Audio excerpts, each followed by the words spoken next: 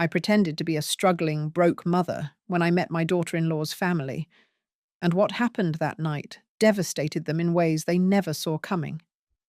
The moment I walked through the doors of that upscale restaurant, everything changed. What unfolded that evening shattered my daughter-in-law's family completely. And believe me, they deserved every moment of it. Let me tell you how I got there, and why I did what I did. For 30 years, my son Daniel never knew the truth about his mother.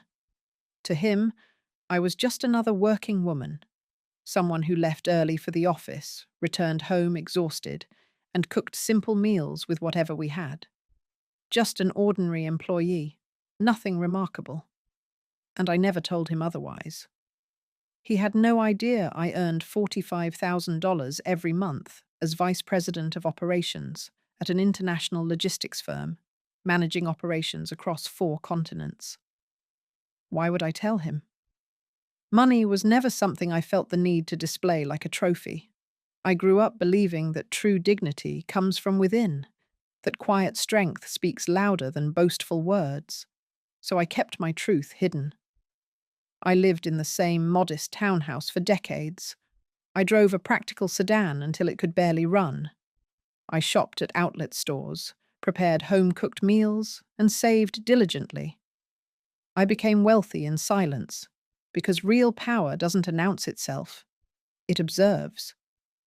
And I was observing very carefully when Daniel called me that Tuesday afternoon.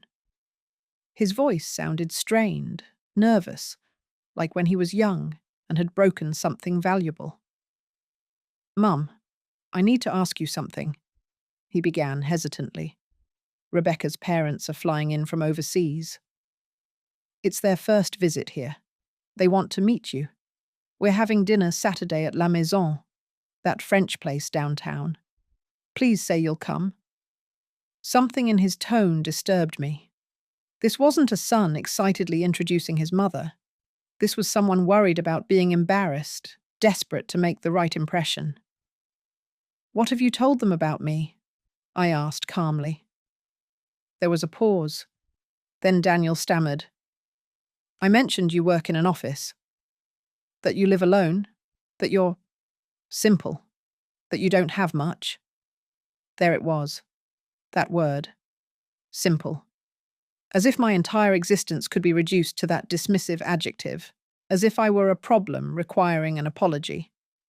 I took a slow, deliberate breath. "All right, Daniel. I'll be there." After hanging up, I looked around my living room. Comfortable but dated furniture, bare walls, a small television. Nothing impressive. And in that moment, I made a decision. If my son thought I was poor, if his fiancée's parents were prepared to judge me, then I would give them exactly what they expected. I would pretend to be broke, struggling, desperate. A mother barely surviving. I wanted to experience firsthand how they treated someone with nothing. I wanted to see their true faces. Because I suspected something. I suspected Rebecca and her family measured people solely by their bank accounts.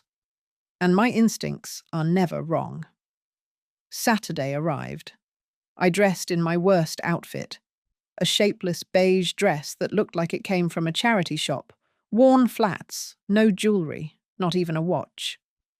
I pulled my hair into a messy bun, grabbed a faded cloth shopping bag, and examined myself in the mirror. I looked defeated by life. Forgettable. Perfect. I took a cab to the restaurant, an upscale establishment in the city's most exclusive district. The kind of place where menus don't list prices, where a single table setting costs more than most people's weekly salary. As we approached, I felt something strange, a mixture of anticipation and sadness. Anticipation because I knew something significant was about to unfold. Sadness because part of me still hoped I was wrong, that they would treat me kindly despite my appearance. But the other part, the part that had spent 40 years navigating corporate politics, knew exactly what awaited me. The cab stopped. Warm lights glowed through floor-to-ceiling windows. A doorman in white gloves stood at attention. Elegant patrons entered and exited.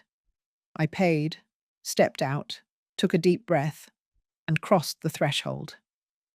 There they were. Daniel stood beside a long table near the windows, wearing a dark suit and polished shoes. He looked anxious. Beside him was Rebecca, my future daughter-in-law, wearing an impeccably tailored ivory dress with designer heels. Her hair fell in perfect waves over her shoulders. But she wasn't looking at me. She was staring toward the entrance with a tense, almost embarrassed expression. Then I saw them, Rebecca's parents, already seated like royalty awaiting their subjects. The mother, Catherine, wore a fitted emerald cocktail dress dripping with sequins, her neck and wrists laden with jewelry. Her dark hair was swept into an elegant chignon. She had that calculated type of beauty meant to intimidate. Beside her sat Richard, her husband, in an immaculate charcoal suit with an enormous watch gleaming on his wrist. Both looked like they'd stepped from the pages of a luxury magazine. I walked toward them slowly, with small, hesitant steps, as if afraid. Daniel saw me first. His eyes widened. He looked me up and down, and I watched him swallow hard. "Mum?" he said uncomfortably. "You came?" "Of course, sweetheart." Here I am. What happened next would devastate them in ways they never imagined. And believe me, they deserved every moment of it. If you're enjoying this story so far, drop a comment below. And don't forget to like and subscribe for more incredible true stories. Trust me, you won't want to miss what happens next. Rebecca greeted me with a quick, cold kiss on the cheek, mechanical, obligatory. "Mother-in-law? Nice to see you," she said, though her eyes told a different story. She introduced me to her parents with an almost apologetic tone. "Mum, Dad, this is Daniel's mother, Margaret." Catherine looked up slowly, her gaze scanning my wrinkled dress, my worn shoes, my shabby cloth bag. I saw everything in that instant: the judgment, the disdain, the disappointment. Her eyes completed a full assessment before she extended her hand. "A pleasure," she said coldly, her handshake weak and brief. Richard did the same. A limp handshake, a forced smile. Charmed. I sat in the chair at the far end of the table, the seat furthest from them, as if I were a second-class guest. No one helped me. No one asked if I was comfortable. The waiter arrived with elegant, heavy menus, printed entirely in French. I opened mine and pretended not to understand anything. Catherine watched me carefully. "Do you need help with the menu?" she asked, with a smile that never reached her eyes. "Yes, please," I replied in a small, timid voice. I don't know what these words mean. She sighed audibly. "Something simple for her," she told the waiter. "Something that won't break the bank. We don't want to be excessive." The comment hung in the air like a blade. Richard nodded approvingly. Daniel looked away. Rebecca studied her napkin. No one said anything, and I simply watched. Catherine began talking about their journey, how exhausting the international flight was, how different everything seemed here. Then she subtly steered the conversation toward money. She mentioned their hotel. $800 per night, worth every penny. She mentioned the luxury car they'd rented. Only the best, naturally. She mentioned their shopping excursions. We picked up a few things, nothing major, just a few $1,000s. She spoke while watching me, waiting for a reaction, expecting me to be impressed. I simply nodded. "How lovely." She continued. "You know, Margaret, we've always been very strategic with money. We worked hard. We invested wisely. Now we own properties in 4 countries. Richard has several major business ventures, and I oversee our investment portfolio. She smiled with unmistakable superiority. And you? What exactly do you do? Her tone was sweet, but venomous. I work in an office, I replied, lowering my gaze. Administrative tasks, filing, paperwork, simple things. Catherine exchanged a meaningful look with Richard. Ah, I see. Administrative work. That's fine. All honest work has dignity, doesn't it? Of course, I murmured. The food arrived. Enormous plates with tiny portions, each arranged like edible art. Catherine cut her steak with precision. This costs $95, she announced, but quality is worth paying for. One simply can't eat just anything, wouldn't you agree? I nodded. You're absolutely right. Daniel attempted to change the subject, talking about his work projects. Catherine interrupted him. Daniel, does your mother live alone? Daniel nodded. Yes, she has a small townhouse. Catherine looked at me with theatrical pity. That must be difficult, living alone at your age without much support. Does your salary cover everything adequately? I felt the trap closing around me. I manage, I said quietly. I save where I can. I don't need much. Catherine sighed dramatically. Oh, Margaret, you're so brave. Truly, I admire women who struggle alone. She paused meaningfully. Though of course one always wishes to give their children more, to provide them with a better life. But everyone gives what they can, I suppose. There it was, the subtle but deadly blow. She was telling me I hadn't been enough for my son, that I'd failed to give him what he deserved, that I was inadequate. Rebecca stared at her plate. Daniel clenched his fists beneath the table, and I simply smiled. Yes, everyone gives what they can. Catherine continued relentlessly. We always ensured Rebecca had the very best. She attended elite schools, travelled globally, learned 5 languages. Now she has an excellent career, earning quite well. And when she and Daniel married, we helped them substantially. We provided $50,000 for their house down payment. We paid for their 3-week honeymoon in the Mediterranean. That's simply who we are. We believe in supporting our children. She fixed her gaze on me intently. Were you able to help Daniel when they got married? The question floated between us like a sharp knife. Not much, I admitted. I gave them what I could. A small gift. Catherine smiled condescendingly. How sweet. Every gesture counts, doesn't it? The amount doesn't matter. It's the intention that's important. And right then, I felt rage begin to stir within me.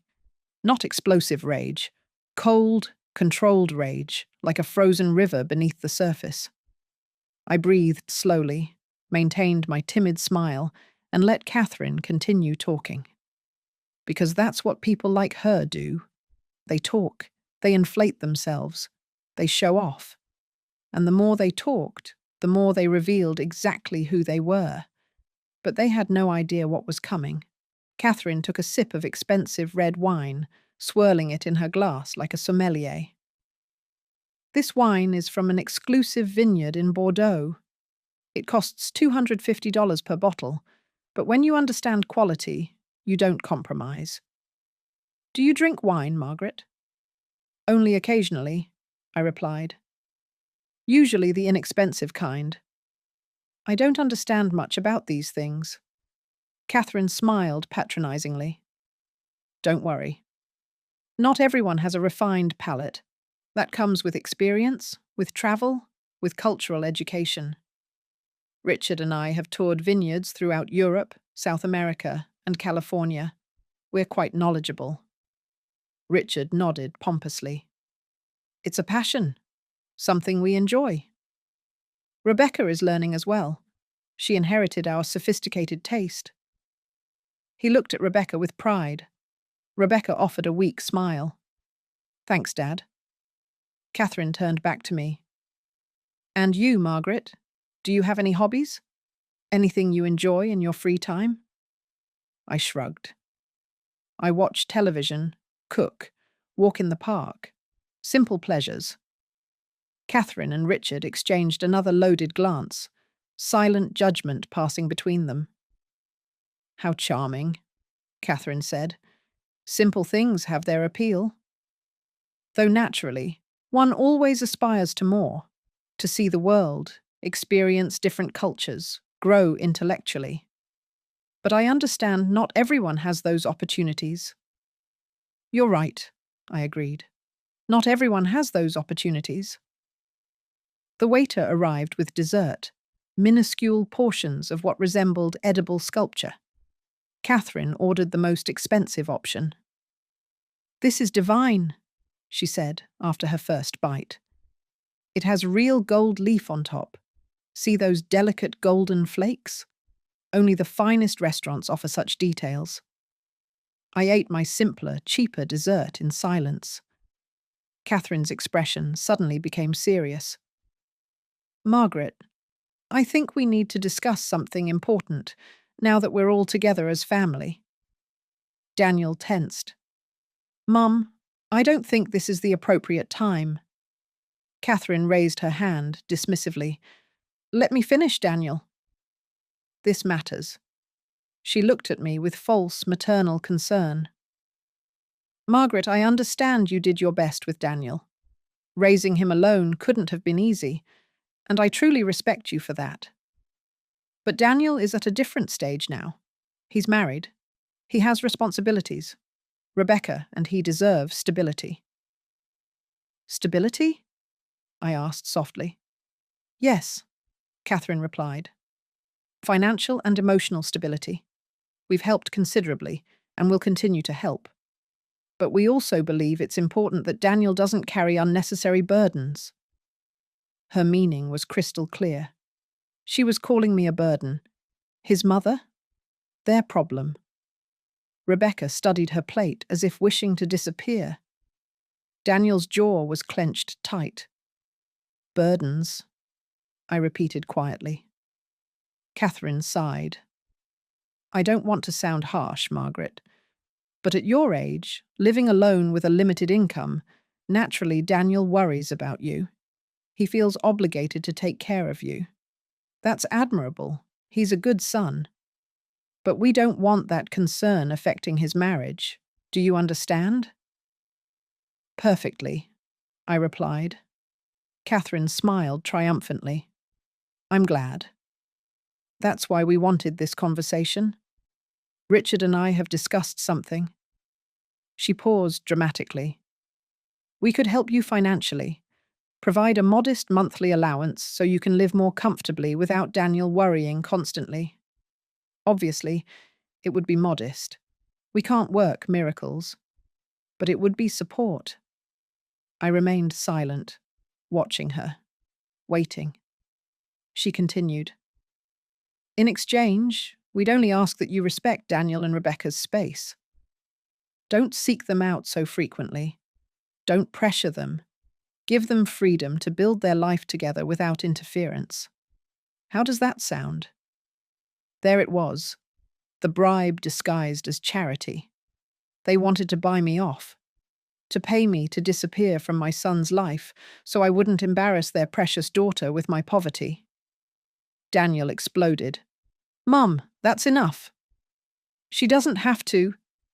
Catherine interrupted him. Daniel, calm down. We're having an adult conversation. Your mother understands, don't you, Margaret? I picked up my napkin, calmly wiped my lips, took a sip of water, and let the silence expand. Everyone was staring at me. Catherine with expectation, Richard with arrogance, Rebecca with shame, Daniel with desperation. Then I spoke. My voice emerged differently, no longer timid or small. It was firm, clear, and cold. That's an interesting offer, Catherine. Truly generous. Catherine smiled victoriously. I'm pleased you see it that way. I nodded slowly. But I have some questions. Just to understand clearly. Catherine blinked. Of course. Ask whatever you like. I leaned forward slightly. How much exactly would you consider a modest monthly allowance? Catherine hesitated. We were thinking perhaps $600, maybe $800, depending on… I see, I interrupted. $800 per month for me to vanish from my son's life. Catherine frowned. I wouldn't phrase it quite like that. But that is exactly how you phrased it, I responded. She shifted uncomfortably in her chair. Margaret, I don't want you to misunderstand. We're simply trying to help. Of course, I said. Help. Tell me, how much did you contribute to the house down payment? Catherine nodded proudly. $50,000. Ah, $50,000. And the honeymoon? $18,000, Catherine announced. 3 weeks through the Mediterranean. Remarkable, I replied. So you've invested approximately $68,000 in Daniel and Rebecca. Catherine smiled. When you love your children, you don't hold back. I nodded slowly. You're absolutely right. When you love your children, you don't hold back. I paused, then continued. But tell me something, Catherine. Did all that investment buy you anything real? Catherine blinked, confused. I don't understand. Did it buy you respect? I continued, my tone sharpening. Did it buy genuine love? Or did it simply buy compliance? The atmosphere shifted immediately. Catherine stopped smiling. Excuse me, she said coldly. You've spent the entire evening talking about money, how much things cost, how much you've spent, how much you have. But you haven't asked even once how I am, whether I'm happy, whether anything troubles me, whether I need companionship. You've only calculated my worth. And apparently, I'm worth $800 per month. Catherine paled. I didn't mean… Yes, I interrupted firmly. Yes, you did. Since I arrived, you've been measuring my value with your wallet. And what I said next would shatter their world completely. Richard intervened defensively. I think you're misinterpreting my wife's intentions. I looked directly at him. And what were her intentions? To treat me with pity? To humiliate me throughout dinner? To offer me charity so I'd vanish? Richard opened his mouth but produced no words. Daniel was pale. Mum, please. No, Daniel, I said firmly. Please don't. I'm finished being silent. I placed my napkin on the table and leaned back in my chair. There was no more timidity in my posture, no more shrinking. I looked Catherine directly in her eyes. She held my gaze for a second, then quickly looked away, visibly uncomfortable. Catherine, you said something interesting earlier. You said you admire women who struggle alone, who demonstrate bravery. Catherine nodded slowly. Yes, I did say that. Then let me ask you something. Have you ever struggled alone? Have you ever worked without your husband supporting you financially? Have you ever built something with your own 2 hands, without family money backing you? Catherine stammered. I have my own achievements. Such as? I asked with genuine curiosity. Tell me. Catherine adjusted her hair nervously. I manage our investment portfolio. I oversee multiple properties. I make important decisions in our business ventures. I nodded. Businesses your husband built? Properties you purchased together? Investments made with money he generated? Am I wrong? Richard intervened, annoyed. That's not fair. My wife works just as hard as I do. I don't doubt she works, I replied calmly. But there's a difference between managing existing wealth and creating it from nothing. between overseeing an empire you inherited and building one brick by brick. Don't you think? Catherine pressed her lips together tightly. I don't know where you're going with this, Margaret. Let me explain, I said. 40 years ago, I was 23 years old. I was a secretary at a small shipping company. I earned minimum wage. I lived in a rented room. I ate the cheapest food available. And I was completely alone. Daniel stared at me. I'd never told him this story in such detail. I continued. Then I became pregnant. The father disappeared immediately. My family turned their backs on me. I had to decide whether to continue or give up. I chose to continue. I worked until my final day of pregnancy. I returned to work 2 weeks after Daniel was born. A neighbor watched him during the day. I worked 12-hour shifts, 6 days a week. I paused to drink some water. No one spoke. But I didn't remain a secretary. I studied at night. I took courses at the community college. I learned advanced Excel at the public library. I taught myself accounting, logistics management, supply chain operations. I became an expert in things no one taught me. All on my own. All while raising a child alone. All while paying rent, buying food, covering medicine and clothes. Catherine was staring at her plate. Her arrogance was beginning to crumble. And you know what happened, Catherine? I climbed up slowly, from secretary to administrative assistant, from assistant to logistics coordinator, from coordinator to operations manager, from manager to regional director. It took 20 years of relentless work, of sacrifices you cannot even imagine. But I did it. I paused for effect. And do you know how much I earn now? Catherine shook her head silently. $45,000 per month. The silence was absolute, as if someone had pressed pause on the entire universe. Daniel dropped his fork. Rebecca's eyes went wide. Richard frowned in disbelief. Catherine froze, her mouth slightly open. $45,000, I repeated clearly. Every month. For nearly 20 years. That's approximately $10.8 million in gross income over my career. Not counting investments, not counting annual bonuses, not counting company stock options. Catherine blinked repeatedly. No, I don't understand. You earn $45,000 monthly? That's correct, I replied calmly. I'm the vice president of operations for an international logistics corporation. I oversee operations in 12 countries. I manage annual budgets exceeding $500 million. I make decisions affecting more than 15,000 employees.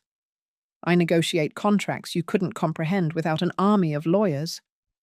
And I do it every single day. Daniel's voice was barely a whisper. Mum, why did you never tell me? I looked at him tenderly. Because you didn't need to know, sweetheart. Because I wanted you to grow up valuing effort over money. Because I wanted you to become a person of character, not an entitled heir. Because money corrupts, and I refused to let it corrupt you. But then, Rebecca whispered, why do you live in that small townhouse? Why do you wear simple clothes? Why don't you drive a luxury car? I smiled. Because I don't need to impress anyone. Because true wealth isn't displayed. Because I learned that the more you have, the less you need to prove it. I looked directly at Catherine. That's why I came dressed like this tonight. That's why I pretended to be poor. That's why I acted like a struggling, naive woman. I wanted to see how you'd treat me if you thought I had nothing. I wanted to see your true colors. I paused.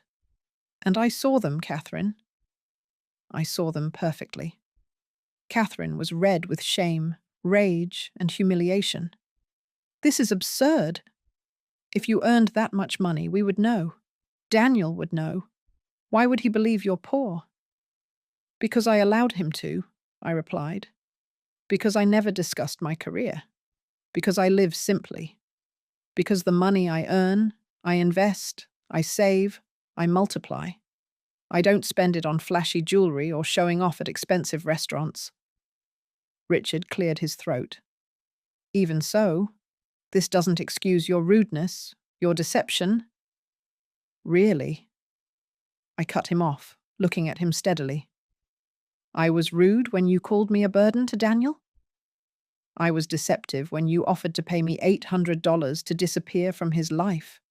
I misinterpreted every condescending comment about my clothes, my job, my existence. Richard didn't answer. Neither did Catherine. I stood up slowly. Everyone watched me. Let me tell you something no one has apparently ever told you. Money doesn't buy class. It doesn't buy real education. It doesn't buy empathy. You have money, perhaps quite a lot, but you don't have an ounce of what truly matters. And what I did next would ensure they never forgot this night.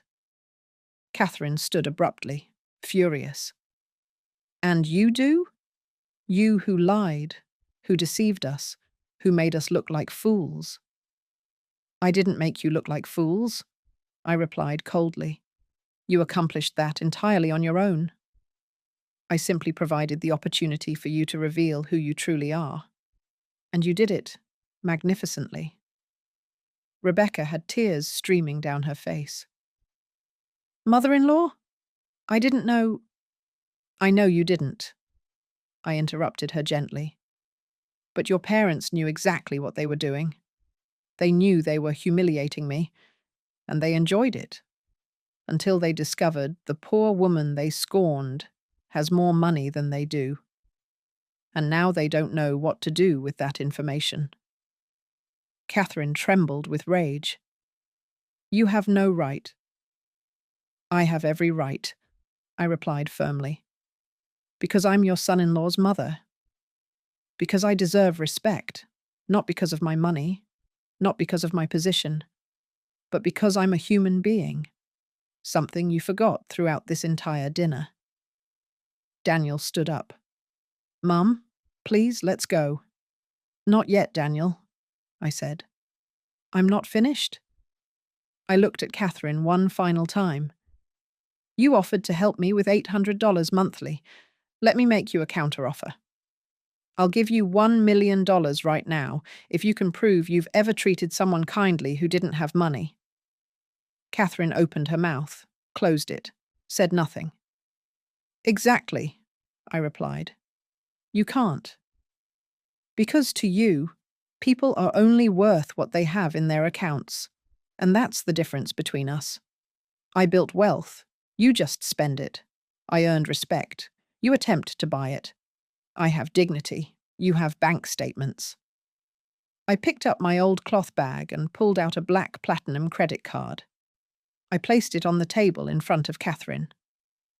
This is my corporate card. Unlimited limit. Pay for the entire dinner with a generous tip. Consider it a gift from a struggling, naive mother. Catherine looked at the card as if it were poisonous, black, gleaming, with my name engraved in silver. Margaret Harrison, Vice President of Operations. Her hand trembled when she picked it up. I don't need your money, she said, her voice breaking. I know, I replied, but I didn't need your pity either. Yet you offered it repeatedly throughout dinner. So accept this as a gesture of courtesy. The good manners you clearly didn't learn despite all your international travels. Richard hit the table lightly. Enough. This is completely out of control. You're disrespecting us. Respect? I repeated. How interesting that you use that word now. Where was your respect when your wife questioned whether my salary was adequate? Where was it when she suggested I was a burden to my son? Where was it when she offered to buy me off so I'd disappear? Richard clenched his jaw but said nothing. I looked at Rebecca. Her head was bowed, hands trembling in her lap. "Rebecca," I said softly. She looked up, tears flowing freely. "I'm so sorry," she whispered. "I'm so terribly sorry." "I know you are," I replied. "But you knew how your parents treat people they consider inferior, and you did nothing to stop them." Rebecca sobbed. "They're my parents." "And Daniel is my son," I interrupted. "Yet I let him make his own choices, choose his own path, build his own life. Because that's how you love, with freedom, not control, not manipulation, not money." Daniel approached me. "Mum, forgive me. Please forgive me for never asking, for assuming, for thinking you were—" His voice cracked. I embraced him. "You have nothing to apologize for, sweetheart. I did what I did for a reason. I wanted you to be independent, to value the right things, to build your own life without depending on me financially." Daniel hugged me tightly. "I'm so sorry. I'm so incredibly sorry." I turned back to Catherine and Richard one final time. "This doesn't end here," Catherine said, her voice shaking. "Rebecca is our daughter. Daniel is our son-in-law. We'll still be family. You'll have to see us." "You're right," I smiled. "I will see you at holidays, birthdays, family gatherings. But I'll see you differently now. I'll no longer wonder what you think of me. I already know. And you'll know that I know. Every time you see me, every time you pretend to be kind, you'll remember this night." I headed toward the exit, then stopped and turned around one last time. "Oh, Catherine, one more thing." She looked at me. "You mentioned earlier that Rebecca speaks 5 languages?" Catherine frowned, confused. "What does that have to do with anything?" "I'm just curious," I replied. "In which of those 5 languages did she learn to be kind?" Because clearly it wasn't in any of them. Catherine opened her mouth, but no words emerged. "Exactly," I said. "You can speak 100 languages and still say nothing worth hearing." I walked out of the restaurant. Daniel walked beside me. The fresh night air hit my face, and I breathed deeply, feeling as if an enormous weight had lifted from my shoulders. Not a physical weight, an emotional one. The weight of pretending, of tolerating, of remaining silent. "Mum?" Daniel said quietly. "Are you okay?" "I'm perfect," I replied. "Better than I've been in years." We stood on the sidewalk, waiting for our ride. "Thank you," Daniel said. "Thank you for showing me what real strength looks like. What real class is. What it means to have dignity." I smiled at my son. "You're welcome, sweetheart. Just remember, your worth has nothing to do with your bank account. It has everything to do with how you treat people, especially those who can do nothing for you." The car arrived. As I got in, I looked back at the restaurant one final time. Through the window, I could see Catherine and Richard still sitting at the table, their faces pale, their world shattered. And I felt no guilt, no regret, only peace. Because sometimes the truth needs to be spoken, even when it hurts, especially when it hurts. And that night, I spoke mine. So, what did you think of Margaret's decision? Was she right to expose Catherine and Richard? Would you have done the same thing? If you enjoyed this story, please like this post. Comment below and tell me, did Margaret do the right thing? What would you have done in her situation? Have you ever experienced something similar? Which city, what country are you listening from? Let's connect. Subscribe for more inspiring life stories like this one. I have so many more powerful stories to share with you. Stories about karma, justice, family drama, and life lessons. Don't miss out. Share this story with someone who needs to listen it today. Thank you so much for listening. Your support means everything to me. I read every single comment and love hearing your thoughts. See you in the next story. With love and respect.